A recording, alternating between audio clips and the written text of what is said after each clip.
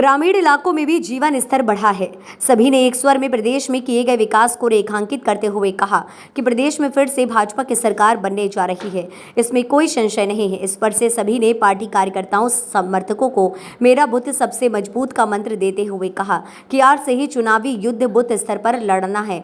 इस दौरान पार्टी प्रत्याशियों ने सभी कार्यकर्ताओं आमजन से क्षेत्र के विकास के लिए भाजपा के चुनाव चिन्ह कमल के फूल पर ही वोट देने और इसके लिए अन्यों को भी प्रेरित करने का आह्वान किया है। इस दौरान मंच से एक साथ कुछ समर्थकों के साथ जिले की चारों विधानसभा सीटों से पार्टी प्रत्याशी कलेक्ट्रेट पहुंचे, जहां सभी ने पार्टी स्तर पर आज फिर से अलग अलग रिटर्निंग ऑफिसरों के समक्ष पहुंचकर अपने अपने नाम निर्देशन पत्र दाखिल किए। आपका आशीर्वाद दिया है कि जहां भी जाता हूं आशीर्वाद मिलता है, और आज इस मंच से उन साथियों को भी कहना चाहता हूं जो राजनीति के पायदान पे आए हुए हैं। महत्वाकांक्षा सबकी होती है, मेरी भी थी।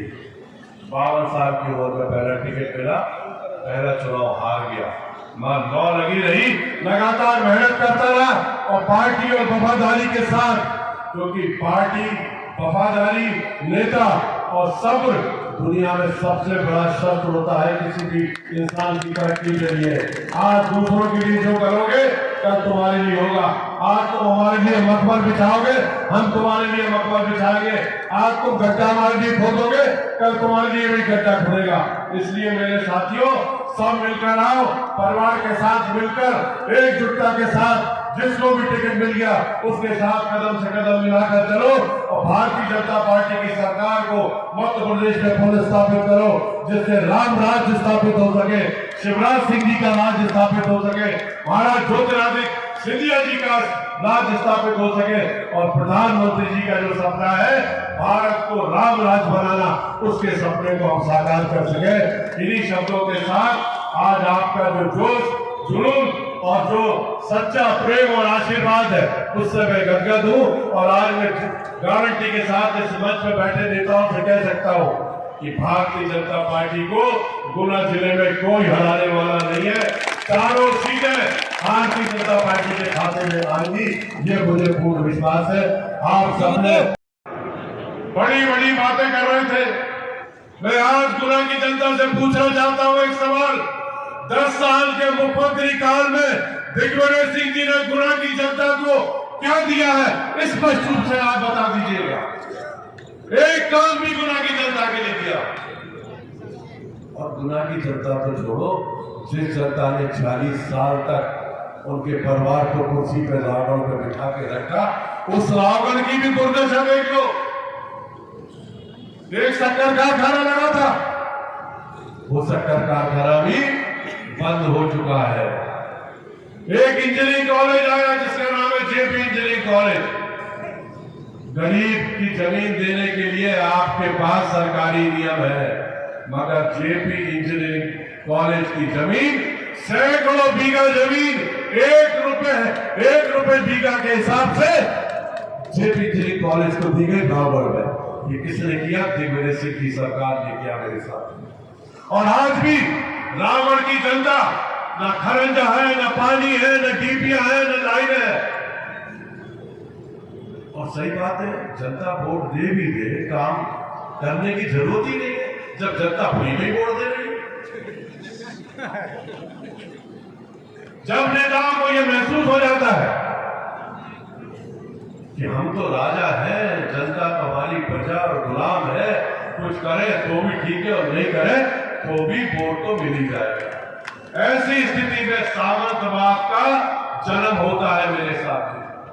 अभी सुनना था राजा साहब को जो कह रहे थे कि रावण का प्रत्याशी कौन? अरे राजा साहब, रावण का प्रत्याशी उसी परिवार का है जिसने अपना खून पसीना बहाकर आपको आज इस ऊंचाई तक पहुंचाने का प्रयास किया था, पूरा संकल्प किया। आपको उस बेटे को आशीर्वाद देना चाहिए, ना कि अपमानित करना चाहिए। आपने उस बंटी बना का अपमान नहीं किया, आपने रावण की समस्त उस जनता का अपमान किया है जो प्रजातंत्र के माध्यम से आपके साथ कंधे से कंधा मिलाकर 1 साल नहीं, 20 साल नहीं, 30 साल नहीं, 1977 से लेकर 46 साल तक रावण की जनता ने आपका साथ दिया, क्या उस जनता को भी आप भूलने लगे? ये सामंतवाद है। आप आरोप दूसरों पर लगाते हैं। उनके बेटे रावण के विधायक कहते हैं, पंचायत मंत्री जी ऐसा करते हैं, उनके तो लिफाफे चलते हैं। मैं आपको एक ताजा उदाहरण बताता हूं। मैं चूंकि सार्वजनिक रूप से किसी पे और टूटने वाला है, क्योंकि पिछले चुनाव में जब बमौली में आम सभा की थी, उस समय आचार संहिता नहीं लगी थी, और इसलिए जी भर के लोगों ने अपने संसाधनों का प्रयोग किया और मैं भी अस्पताल में भर्ती थी। मेरी मां का भी कोरोना में देहांत हुआ था और उस चुनाव को मैं जीवन में नहीं भूल सकता, जब मेरे बमौली क्षेत्र की जनता ने उस संकट की घड़ी में अपने संजू भैया का साथ दिया था। उसको कभी नहीं भूला सकता। और इसीलिए उस दिन मैंने ये संकल्प लिया था कि जिस तरह तुमने मेरे आंसू संकट में पहुंचे, बमौली के हर व्यक्ति के संकट दूर करने का दायित्व हो गया। और आज मुझे कहते हुए गर्व है कि 50,000 लोगों का इलाज हमने अपने पैसे से कराकर अपने बमौली की जनता को स्वस्थ और सुरक्षित रखने का प्रयास किया। 2013 में जब मैं पहली बार विधायक बना था,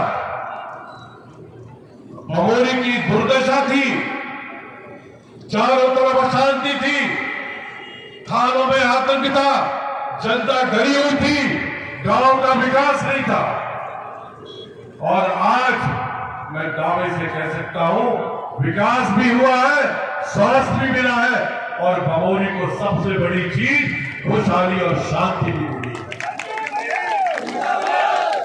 मैं किसी के बारे में व्यक्तिगत कटाक्ष करना नहीं चाहता, मगर मैं इतना चाहता हूं कि जो व्यक्ति दिल और आत्मा से और सच्चाई से काम करता है, उसको जनता वोट के माध्यम से भी और अपने दिल के माध्यम से भी आशीर्वाद